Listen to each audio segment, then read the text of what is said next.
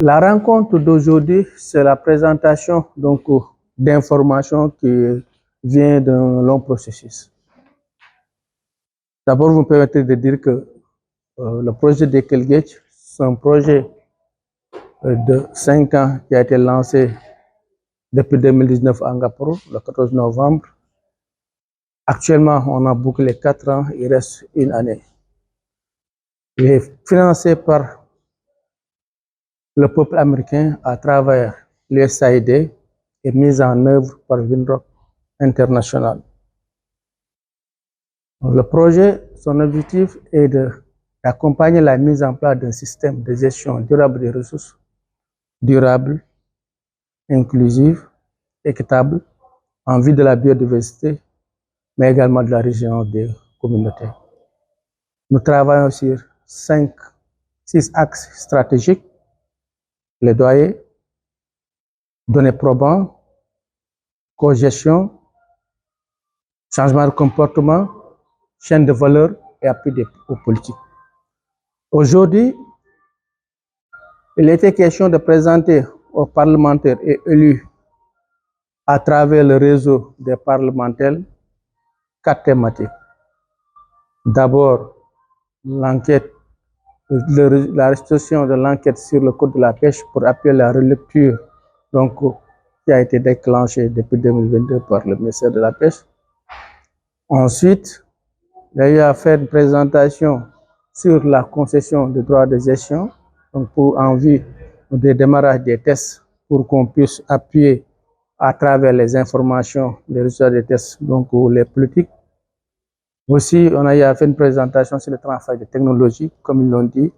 Il y a des sites qui ont été implémentés par le ministère de la Pêche. Et dans ce transfert de technologie, très bien quand même qu'on implique ces femmes, bien même les personnes qui doivent, les utilisateurs en cela. Et la dernière présentation concerne les usines à farine de poisson, et voir comment ils soient gelés ou bien contrôlés, parce qu'effectivement, les résidus, si c'est seulement les résidus qui sont transférés, il n'y a aucun problème. Mais si on utilise les plagies qui sont des espèces prioritaires, là, il va falloir comment gérer cette question-là à travers un zèle définitif, mais à travers un contrôle, un bon contrôle pour éviter qu'on transforme les pélagiques. Donc, ce sont ces 4 thèmes qu'on a abordés aujourd'hui. Mais vous me permettez de revenir sur le sondage parce que c'est important. Le sondage a été fait à l'aide des téléphones mobiles. On a ciblé 17 000 acteurs au niveau national. On a eu 4 478 réponses, 26%. 26%, ça veut dire que ça donne un indice que le thème sur lequel on a réalisé le sondage sur le code de la révision intéresse beaucoup les communautés.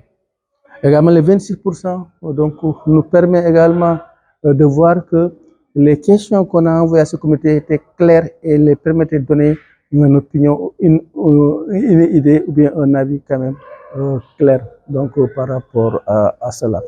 Également, les 26% expliquent la confiance que les communautés ont sur l'organisme organisé dans ce cas d'espèce d'Ekelgate. Confiance parce que vous avez vu aujourd'hui, on est venu, les résultats qu'ils nous ont donnés, les partager avec les parlementaires, les partager avec les élus et un premier niveau de partager au ministère de la Pêche. Et ça aussi, c'est important. Mais dans le résultat de ces sondages, les recommandations, c'est quoi? On sait qu'il y a la cohabitation entre le pétrole et le gaz. Et ce serait important que le code l'intègre. Oui, le code de l'environnement en parle, mais le code de la pêche devrait voir cette cohabitation-là, comment on pourrait les faire pour que les pêcheurs artisanaux en bénéficient, également que aussi les explorateurs aussi puissent réinvestir au niveau auprès des communautés. Il y a également un autre élément qui est important, c'est l'utilisation des outils de gestion et de planification. Les CLPA, qui sont les organes reconnus dans la loi, utilisent des mesures de gestion à travers l'outil, les conventions locales, à travers les plans d'adaptation au changement climatique. Ce serait bien que ces plans, que le code aussi en tienne compte dans la région parce que ça n'existe pas. Il y a aussi un autre élément qui concerne le monofilament. Oui, le monofilament est interdit, mais ce serait bien qu'il y ait une rigueur dans cette interdiction. mieux qu'on l'accompagne avec des programmes de recyclage, mais d'indemnisation aussi de ces communautés.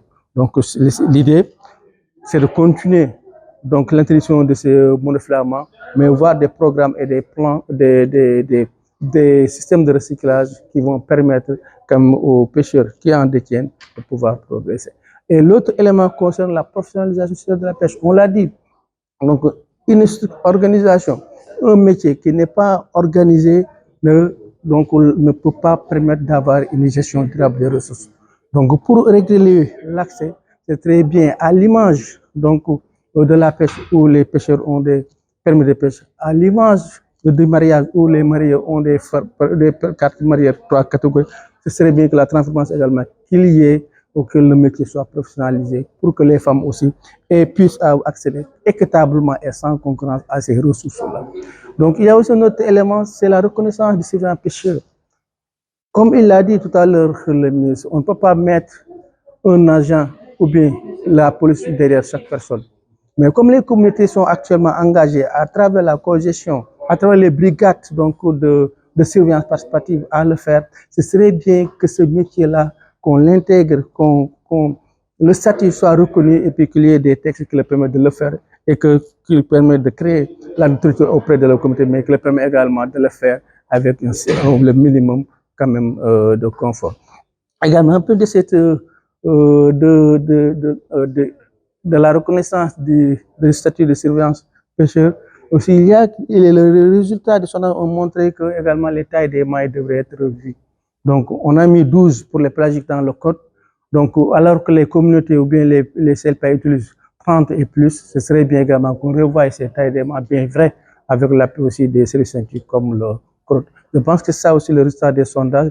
Pour ce qui est des farines, voir comment ce gel le matérialiser, aussi voir aussi comment surveiller pour que au moins, comme on l'a dit, les résidus soient transformés en farine et que les espèces pélagiques donc, soient destinées à la consommation humaine. Et de la même façon, les transpédologies, ça existe, mais il serait bien d'impliquer les femmes donc, dans l'installation, dans la conception, même dans la mise en œuvre de ces, là, pour au moins que ça soit utilisable. On dit souvent, ça doit être fait pour les femmes et avec les femmes. Mais si on le fait pour les femmes, sans y impliquer les femmes, ça ne sera pas utilisé parce que peut-être leur technique ou bien la façon de faire sera différente. Et c'est toujours dit, l'innovation, donc des fois les gens sont résistants au changement.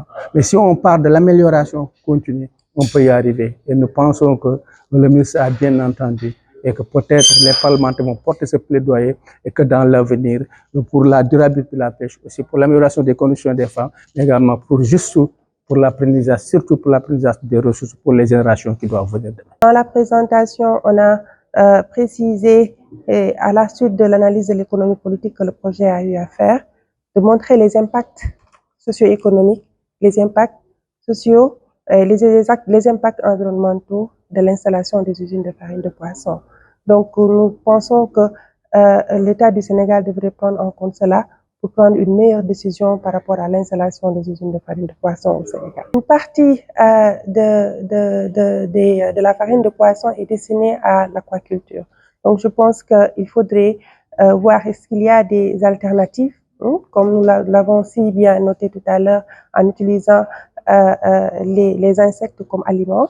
Donc, ce sont des propositions qui sont en cours et qui devraient être approfondies pour pouvoir trouver des alternatives parce que le poisson est destiné doit être destiné à l'alimentation et non à l'alimentation des animaux.